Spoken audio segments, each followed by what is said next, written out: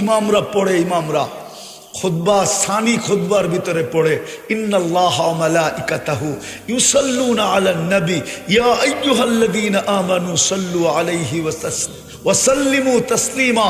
আল্লাহ হুকুম দিছিলেন আমার বন্ধুর উপরে দুরূদ পড়ো। আমি যদি আল্লাহকে প্রশ্ন করি, আল্লাহ আমি আর কয়দিন পড়মু, তারপরে তো আমি মরা যামু, আপনার বন্ধুর উপরে দুরূদ কে পড়বে? আল্লাহ বলে বেওকুফ, তুই কি দেখোস না ফেরেশতার নাম আছে, ফেরেশতা পড়বে।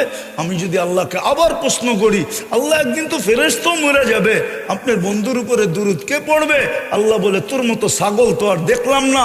ইন্নাল্লাহা, প্রথমেই তো লেখা আছে ইন্নাল্লাহ, আমি আল্লাহ পড়তেছিলাম, পড়তেছি, পড়তে থাকবো। আমার বন্ধুর দুরূদ কখনো বন্ধ হইতে দেই নাই, আর কোনো দিন বন্ধ হইতে দিব না, আমি পড়তে থাকবো। আপনি পড়ে আর কি করবেন? আপনার ভাগ্য করবে।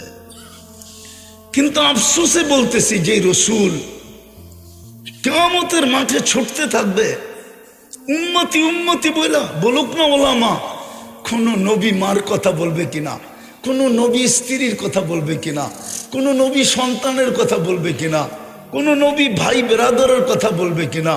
সমস্ত নবী তো আদম আলাইহিস সালাম থেকে নিয়ে ঈসা আলাইহিস সালাম পর্যন্ত নফসি নফসি করতে থাকবে। আর আপনার আর আমার নবী তো কিয়ামতের মাঠে দৌড়াবে আর বলবে উম্মতি উম্মতি উম্মতি রব্বি উম্মতি রব্বি উম্মতি। আল্লাহ তো সান্ত্বনা দিতে থাকবে, সালতুতা, পিছে তো আল্লাহর জবাব দৌড়াইতে থাকবে, আল্লাহর সান্ত্বনা দৌড়াইতে থাকবে।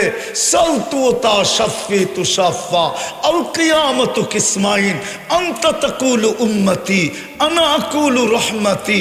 আল্লাহ তো বলবে কিয়ামত তো আপনার আর আমার মাঝে, দুইজনের মাঝে কিয়ামত, আর কারো মাঝে তো না। আমি মালিক ইয়াউমিদ্দিন, আপনি কিয়ামতের রাজা। আল কিয়ামতু কিসমাইন, আপনি উম্মতি বলবেন, আমি বলবো 99 রহমত তো রাখা আছে